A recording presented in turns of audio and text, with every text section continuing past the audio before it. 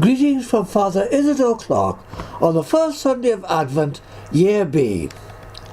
Have you ever felt like giving God a good shake to wake him up? If so, you're in good company. Impatiently the psalmist, speaking for his people, exclaimed, "Arouse yourself! Why do you sleep, O Lord? Awake, do not reject us forever. Why do you hide your face and forget our affliction and our oppression?" That's Psalm 44, verse 23 to 24. The psalmist was desperate. Where was God when he most needed him? Where is he when we most need him? Has he forgotten us? Does he no longer care for us? Or is he just asleep and needs waking up? These are the anxieties and doubts which the prophet Isaiah expressed in today's first reading for the first Sunday of Advent. There he cries, "Tear open the heavens and come down." The prophet expressed the frustrations and longings of God's people. They'd returned joyfully from exile in Babylon, but they'd found their land devastated, Jerusalem in ruins, its temple destroyed.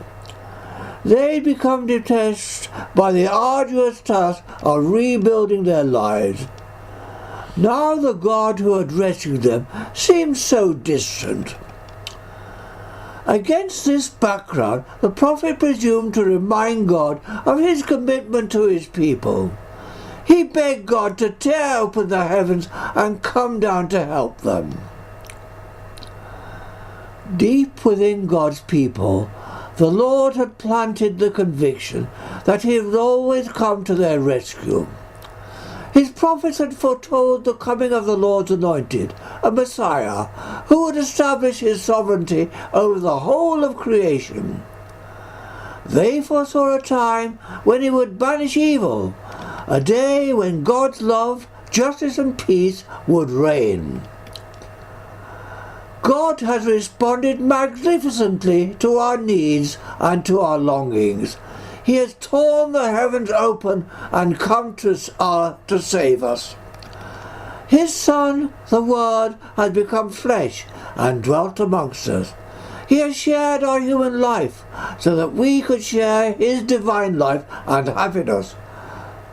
God could not have paid the human race a greater compliment than by joining it. The heavens were torn open and God came to our rescue most decisively at the moment of Christ's death. This was dramatically symbolized when the veil of the temple was split from top to bottom.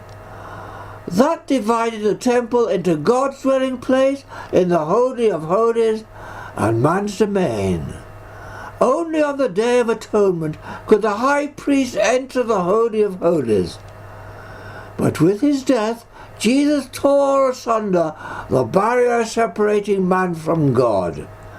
Through the blood of the cross, he has atoned for our sins. He has made our peace with God. Through Jesus, God has torn open the heavens. One of us, Jesus, now dwells as high priest in the Holy of Holies. Through him, we now have free access to God.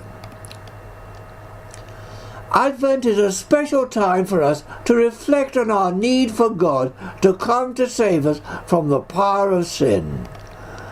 This holy season brings with it the special graces for us to enter into the wonder of Christmas, the wonder of the Son of God becoming a human baby while remaining truly God.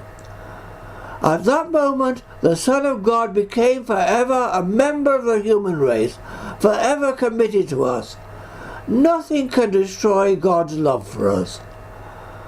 Especially during Advent, we should long for God to tear open the heavens and come down to save us personally, to remove the veil of sin, preventing us from approaching God.